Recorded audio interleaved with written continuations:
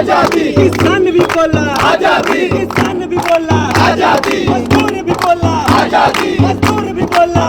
गोरखपुर विश्वविद्यालय, जहां गूंजे ऐसे नारे जो देश की सियासत और समाज दोनों में खलबली मचा रहे हैं। कभी जेएनयू जैसे नारों से देश भर में बहस छिड़ी थी और अब वही नारे गोरखपुर में शहीद भगत सिंह की जयंती पर छात्र संगठनों के मंच से सुनाई दिए। सवाल सिर्फ इतना नहीं कि किसने नारे लगाए, सवाल ये भी है कि क्या उच्च शिक्षा के कैंपस अब वैचारिक टकराव और राजनीतिक प्रयोगशाला बनते जा रहे हैं। गोरखपुर से इस वक्त की सबसे बड़ी खबर है। नमस्कार दोस्तों, आप देख रहे हैं यूपी न्यूज 9। दीनदयाल उपाध्याय गोरखपुर विश्वविद्यालय के अंदर जेएनयू जैसे नारेबाजी का वीडियो सोशल मीडिया पर तेजी से वायरल हो रहा है। शनिवार 27 सितंबर मौका था शहीद भगत सिंह की जयंती पर कार्यक्रम का आयोजन हुआ बीएएसएफ यानी भीम आर्मी स्टूडेंट फेडरेशन के बैनर तले। मंच पर भाषण तो चल ही रहे थे, लेकिन अचानक नारेबाजी शुरू हो गई।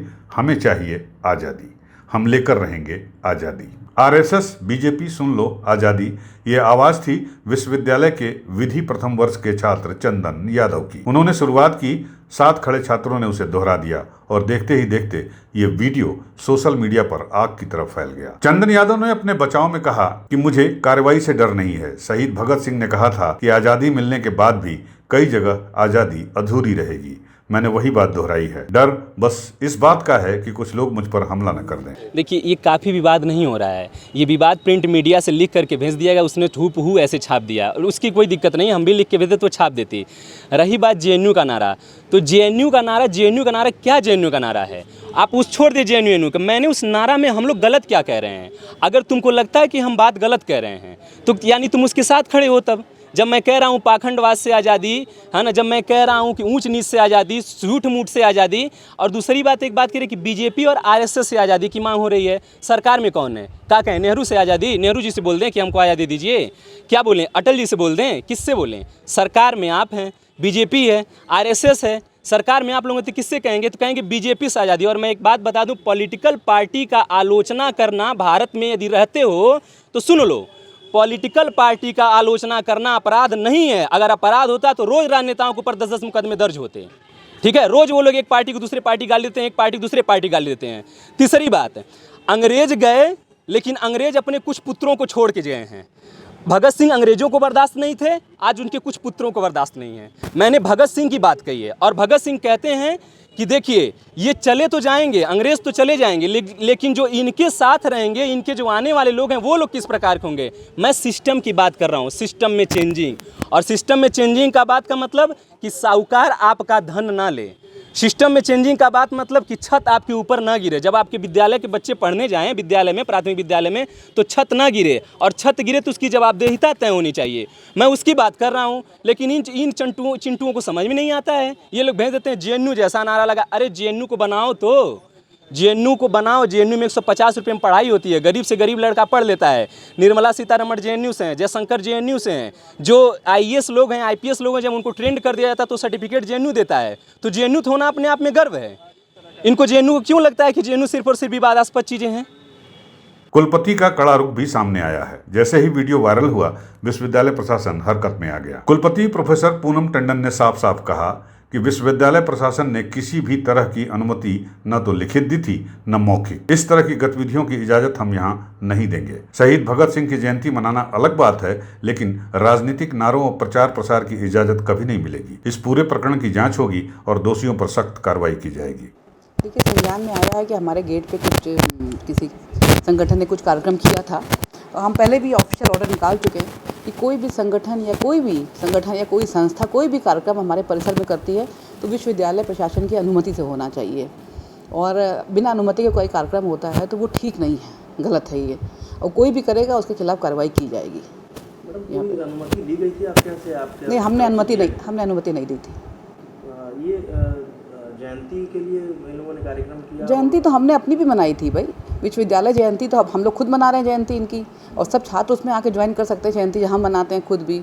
अब हर कोई अलग अलग जयंती मनाए तो ये भी तो कोई ठीक नहीं विश्वविद्यालय परिसर के लिए।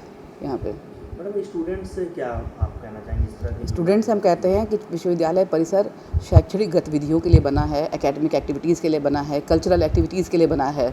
इसको पॉलिटिकल किसी तरह के प्रचार प्रसार या उसको हथियार ना करके इस्तेमाल करिए। हम छात्रों से यही कहना चाहेंगे, संगठनों से भी हम यही कहना चाहेंगे, इसकी गरिमा को बनाए रखिए परिसर की। और हमारी शैक्षणिक गतिविधियाँ जो हो रही हैं उनमें छात्रों के लिए मेन है, छात्र केंद्रित व्यवस्था है, छात्रों के लिए है। तो इस तरह की एक्टिविटी, कोई भी एक्टिविटी किसी संगठन की हो तो कम से कम इस तरह की गतिविधियाँ परिसर में ना हो, हम तो ये कहना चाहेंगे। कुछ एक्शन आप लोग कर रहे हैं इस पर? अब आज हम देख रहे हैं वीडियो पे, भाई इनको तो पूछा जाएगा क्यों करा, हम भाई बिना अगर हमारी अनुमति के आप हमारे परिसर में कोई क्यों ना हो। देखिए आईनेक्स ने भी उस दिन मैराथन कराई, कोई न्यूज़ चैनल है कभी अपना प्रोग्राम कराता है, हमसे अनुमति लेता है ना, कोई भी कार्यक्रम कराएगा, आप मेरे परिसर में आके हमारी सुविधाओं का यूज़ करेंगे तो हमसे अनुमति लेके करेंगे, और बिना अनुमति करेंगे तो जो नियमानुसार कार्रवाई की जाएगी। यूनिवर्सिटी स्टूडेंट होंगे तो आप एक्शन लेंगे इसमें? कोई भी अगर हमारी अनुमति के बिना करे, स्टूडेंट हो या कोई बाहर का हो, कोई कार्यक्रम जब आप कराएंगे तो विश्वविद्यालय प्रशासन की अनुमति आवश्यक है यहाँ पर। लेकिन अब सिर्फ छात्र चंदन यादव नहीं, बीएसएफ के अध्यक्ष ज्योतिरादित्य का कहना है कि कैंपस उच्च शिक्षा का केंद्र है, यहाँ राष्ट्र विरोधी भावना पनपे ये किसी भी सूरत में स्वीकार्य नहीं। लेकिन गोरखपुर विश्वविद्यालय में जेएनयू जैसे नारे गूंजे, अब ये बेहद चिंताजनक बात है। ये समय छात्र संघ चुनावों की बहस का है और इस मौके पर ऐसे विवाद असली मुद्दों को भटका सकते हैं। पृष्ठभूमि और घटनाओं की कड़ी गोरखपुर विश्वविद्यालय पहले से ही चर्चा में रहा है। आपको बता दें, इसी महीने पेरियार जयंती के आयोजन में 2 छात्र गुट आपस में भिड़ गए थे। आरोप लगे कि महापुरुषों के पोस्टर और चित्र गलत जगह लगाए गए। विवाद इतना बढ़ा कि एक छात्र ने अपने शरीर पर पेट्रोल भी उड़ेल लिया, लेकिन उसे अस्पताल पहुंचा दिया गया। स्पष्ट है कि विश्वविद्यालय लगातार ऐसे विवादों और टकरावों का गवाह बन रहा है। यूपी में छात्र संघ चुनाव साल 2007 से स्थगित हैं, जब मायावती सरकार ने हिंसा और नकारात्मक गतिविधियों का हवाला देकर चुनाव पर रोक लगा दी थी। हाल ही में ये चर्चा जोरों पर थी कि छात्र संघ चुनाव बहाल हो सकते हैं, और इस बीच इस तरह की घटनाएं छात्रों की राजनीति को एक नए मोड़ पर खड़ा कर रही हैं। ताजा अपडेट्स ने इस पूरे मामले को गोरखपुर में राजनीति गरमा दी है। छात्र संगठनों की सक्रियता भी बढ़ गई है। वीडियो अब ट्विटर और फेसबुक पर लगातार वायरल हो रहा है। बीजेपी और आरएसएस समर्थित छात्र संगठन इसे कैंपस में देश विरोधी गतिविधि बता रहे हैं, जबकि विरोधी दलों से जुड़े संगठन इसे अभिव्यक्ति की स्वतंत्रता का मामला मान रहे हैं। शहर में भी इस घटना की चर्चा है। शहर के सामाजिक संगठनों ने मांग की है कि अगर ये नारे राष्ट्र विरोधी तत्वों ने लगाए हैं तो कड़ी कार्रवाई होनी चाहिए।